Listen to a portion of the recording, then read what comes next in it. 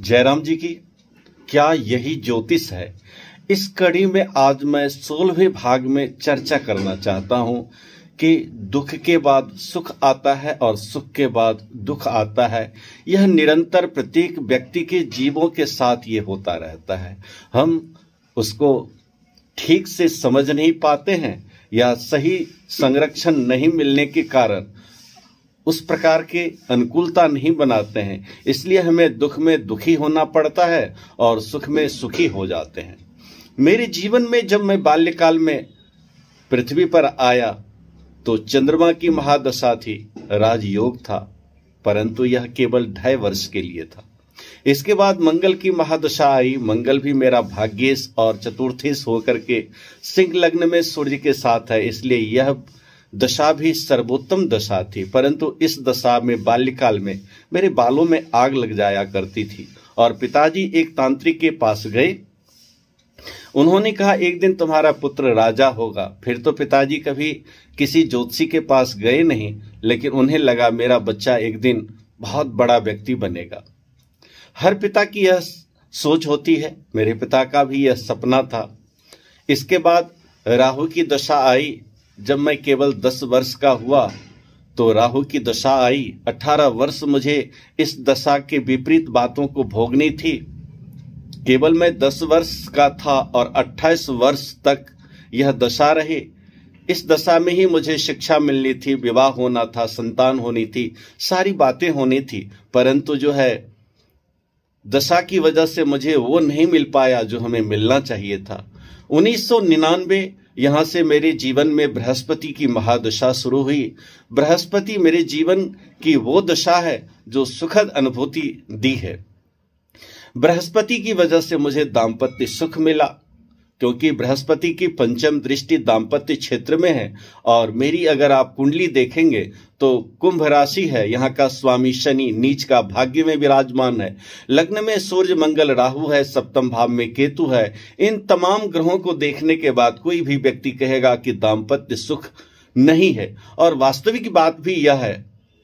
मैंने जीवन में एक ही को चाहा और वो अर्धांगिनी है और उसी को चाहता हूं, उसी को चाहता रहूंगा। इसके सिवा मेरे जीवन में प्रेम रस नहीं रहा न है। मैं सदा उन बातों को अमल करता रहा हूं जिन बातों को हमने लोगों को करते हुए देखा है। मेरे जीवन में कुछ कमी रह गई है। जीवन में एक सबसे बड़ी बात होती है कि छत्र छाया। वो व्यक्ति महान होता है जिसके ऊपर में एक छत्र छाया होती है। मेरे जीवन में सारी चीजें मिली परंतु छत्र छाया नहीं मिली। किसी को माँ की छत्र छाया होती है, पिता का वरद हस्त होता है, किसी के जीवन में गुरु का वरद हस्त होता है, किसी के जीवन में पत्नी का, मित्र का, भाई का, परिजनों का होता है। परंतु मैं ऐसा भाग्यहीन हूं कि मेरे जीवन में ऐसा वरद हस्त नहीं रहा। इसलिए मैंने धन तो कमाया, इसलिए मैंने संपत्ति तो खरीदी, इसलिए मैंने जीवन में पढ़ने की कोशिश की, पढ़ाने की कोशिश की, सारी चीजों को करने की कोशिश की, परंतु वरद हस्त नहीं होने के कारण मैं जीवन में सुखी नहीं रहा। इसलिए आपको बाहरी छवि से तो मैं बहुत सुखी दिखाई दूंगा।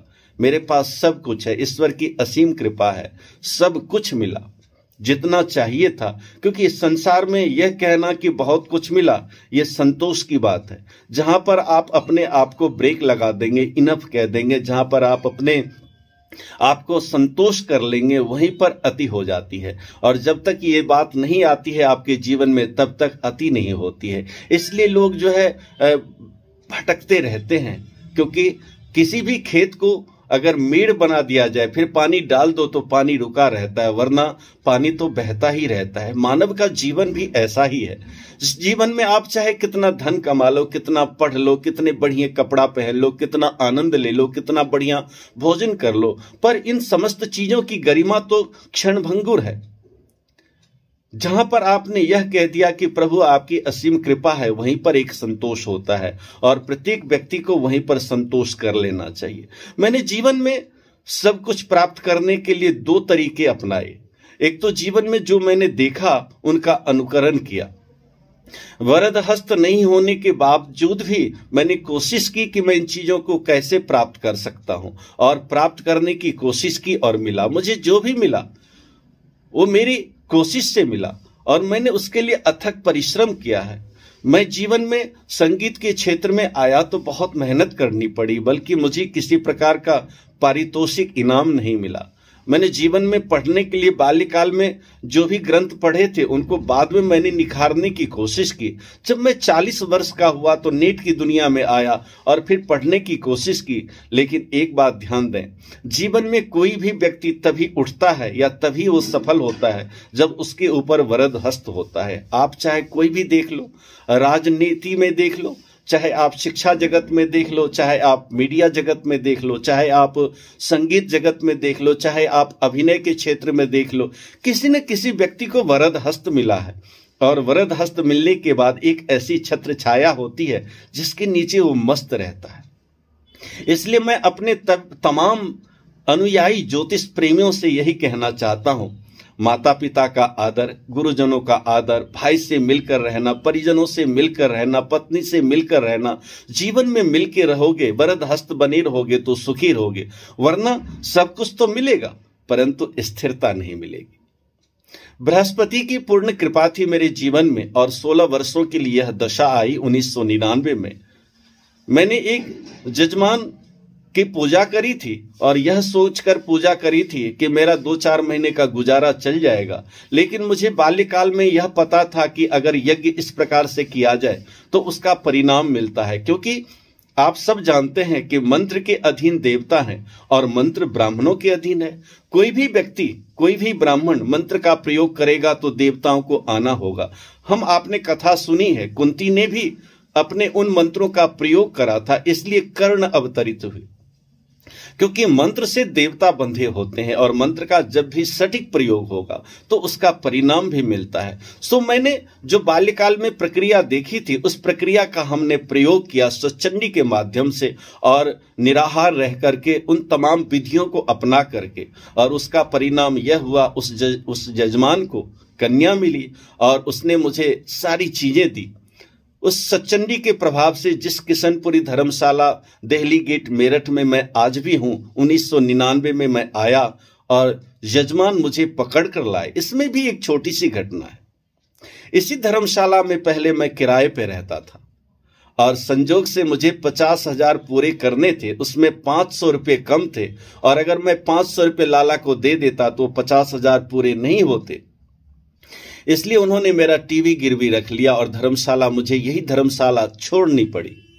और देखिए, जब ईश्वर की कृपा होती है तो स्वयं बुलाता है। वही लाला मुझे सब परिवार बुलाए, उन्होंने रहने का निवास दिया, मंदिर दिया, सारी व्यवस्था कराई और मुझे भी यह आश्चर्य हुआ, यह देवी की कृपा से हुआ। क्योंकि बाल्यकाल से मैं सदा ये चाहता रहता था कि धन का उपार्जन करूं पर उसका दुरुपयोग न करूं। इसलिए प्रथम कन्या हो चुकी थी, दूसरी भी हो चुकी थी और यह मेरी एक जिज्ञासा थी 19वीं शताब्दी में कि मैं कुछ धन जो है जमा करूं। उसमें मैंने 50,000 रुपये जमा किए थे, परंतु मैं उसे खोना नहीं चाहता था।